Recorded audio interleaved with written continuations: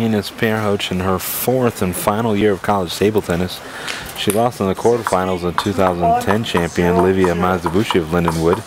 She lost in the semifinals of the 2009 championships to Judy Hugh. She defeated Yasna Reed in the 2008 final.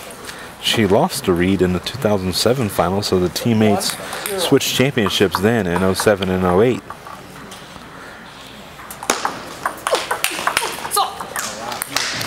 Perhoc and Hazinski actually played this year in the ACUI Region 12 qualifier where Hazinski won, but because of the number of players that can advance out of a region, they're both here at the singles championship.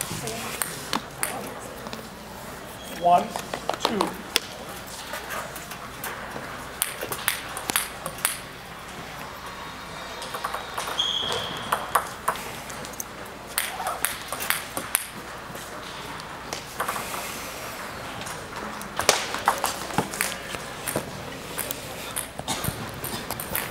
Please remember to silence all cell phones and please no flash photography. Thank you.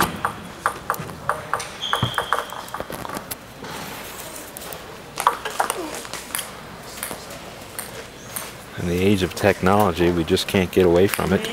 People feel attached to their phones. During these championships, we always like to respect the players and turn off our cell phones and no flash photography. Autographs allowed, but only after the match.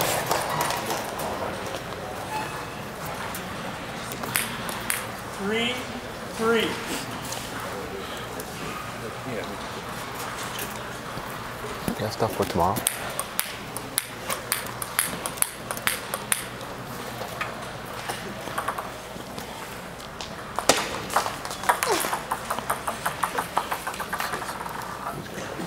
Three, 4.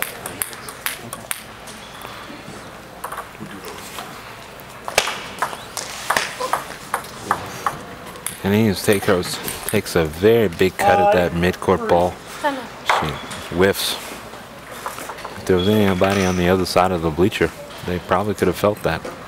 Ines called a timeout there.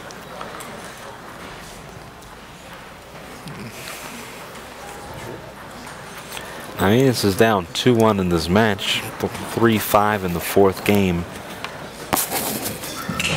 Typically during these timeouts, the coaches are used to having players, but because they're teammates, the respective coaches have decided to stay on the sidelines.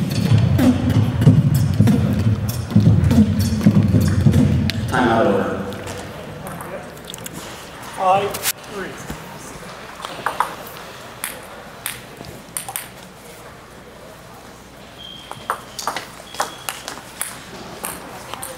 And maybe the timeout seemed to work as Perhoc takes that opening point. She's still down 4-5 in the 4th game. I was going to say that too. I think it's probably common. People think to say timeout worked right after they call timeout, win the point. But what if they lost like the next 5 in a row? What if they take it back? That's the real question. It's possible. It could be in some people's heads. The caliber of these players, I seriously doubt it. They're just so strong mentally. Yeah, she's Ines. She won 8 points in a row to win game 2.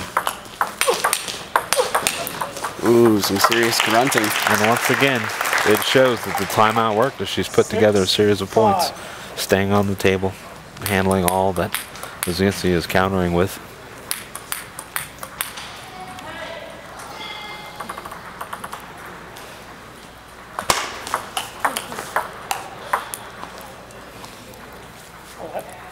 Here's the Alette service. 6-5.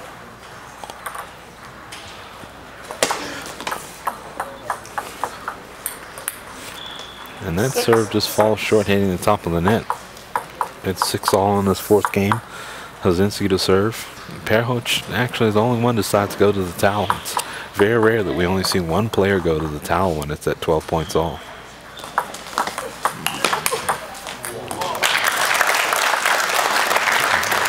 Maybe she just had to get a little sweat off her palms and grip that racket to hit that crushing forehand to the open court.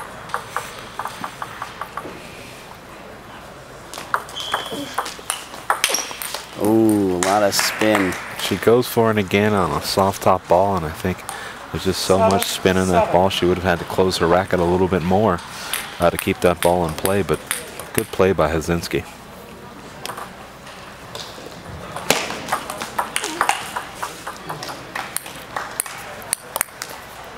Edging forward, taking the lead again. 8-7. Big game here. 7.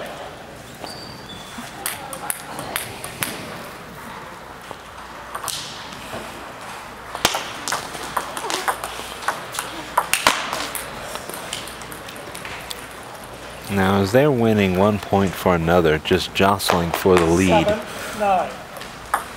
Hazinski has the match lead, but what do you think is going through her head right now? She has the serve on her paddle. I gotta get a quick point.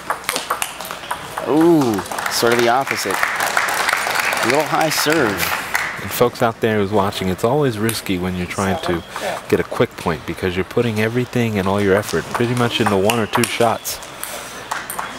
And when you're playing at this caliber, a lot of times you just don't get that many easy points, so it's hard to put all of your effort into one ball.